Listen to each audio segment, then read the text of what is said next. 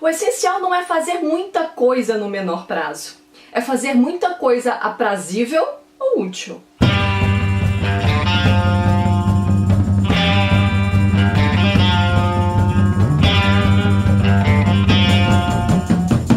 E é com esse trechinho de uma fala da nossa personagem principal, Helena, que eu inicio o vídeo para falar dessa obra clássica da literatura nacional. E uma observação nada relevante é que eu adoro esse nome, porque quem me conhece sabe que é o nome da minha mãe. Não mudou nada na sua vida essa informação, então segue o baile.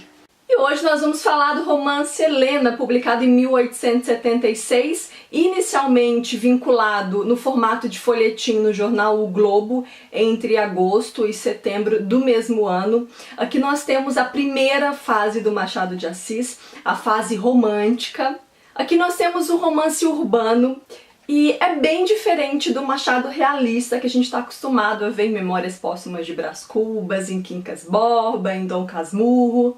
Interessante porque eu estava pensando, nessa fase romântica do Machado, nós temos títulos femininos, aqui Helena.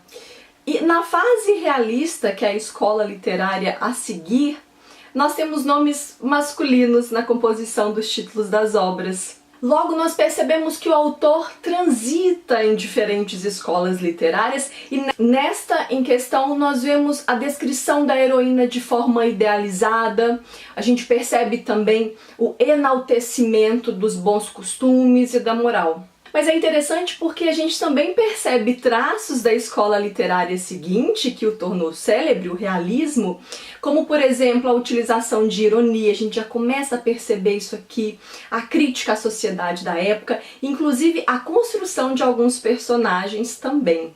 Eu sou suspeita pra falar porque vocês sabem que eu sou apaixonada por Machado, inclusive eu fiz aqui no canal um top 10 curiosidades sobre o autor, então se você quiser saber um pouquinho mais sobre uma vertente do Machado que talvez não seja muito conhecida, eu vou deixar linkado aqui no box de informações. A trama se passa no século XIX, mais precisamente nos anos de 1850 a 1851, e o nosso cenário principal é o Rio de Janeiro.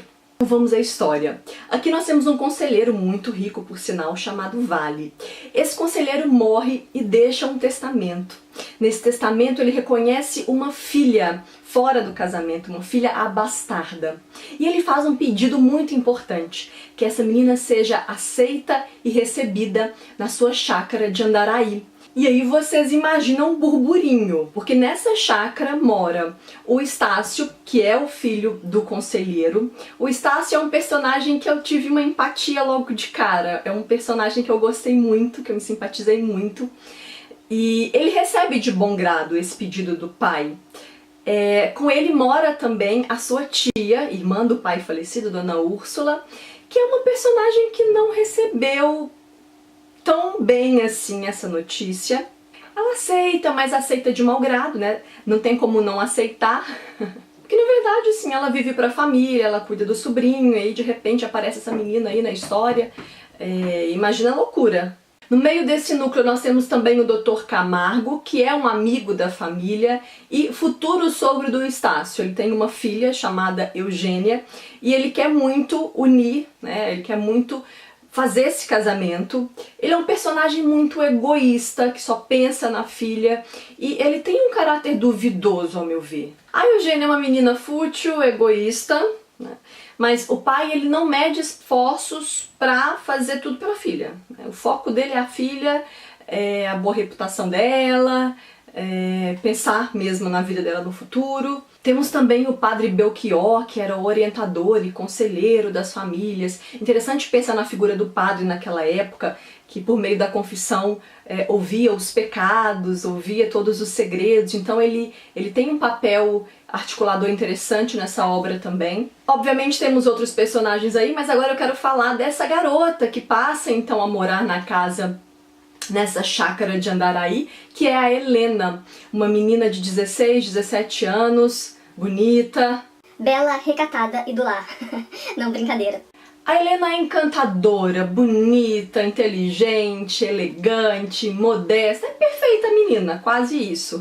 E é uma figura que, assim, por mais que no primeiro momento ela tenha sido rejeitada, ela consegue conquistar Quase. Não vou falar todo mundo não, quase todo mundo.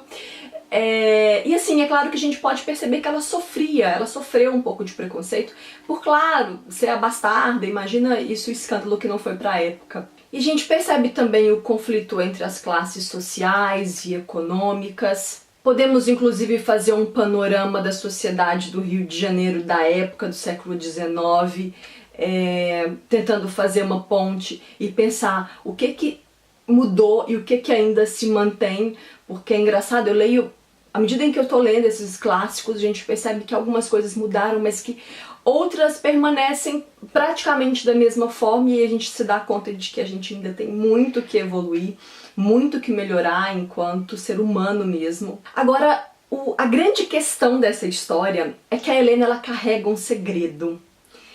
E, gente, por vezes eu ficava me questionando a respeito do caráter dela, se ela realmente era boa, ou se, sabe, o que ela escondia, se era algo de muito ruim.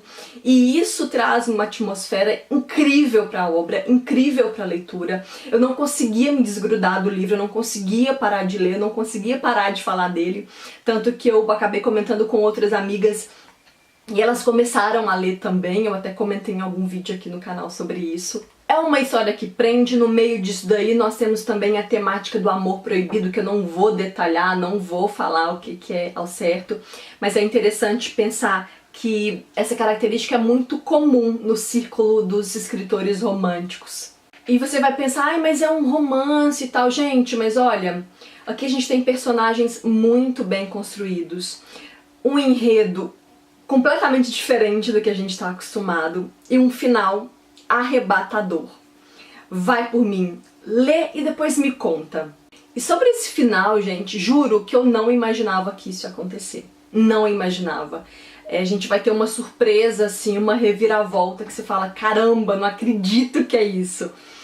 Sério, eu falo e até arrepio, porque gente, é Machado, sabe? E ele surpreende. E às vezes as pessoas pensam assim, ai, mas como que será que é o Machado mais romântico? Eu gosto tanto dele realista, mas olha, a gente já consegue perceber a genialidade desse cara mesmo aqui, nessa escola anterior. E, gente, é muito maravilhoso isso aqui. Não vou falar muito mais pra vocês não terem spoiler. E tudo isso que eu falei, principalmente da morte do conselheiro, não se preocupem, tá assim na primeira página, tá? Tá bem no inicinho, então não é spoiler.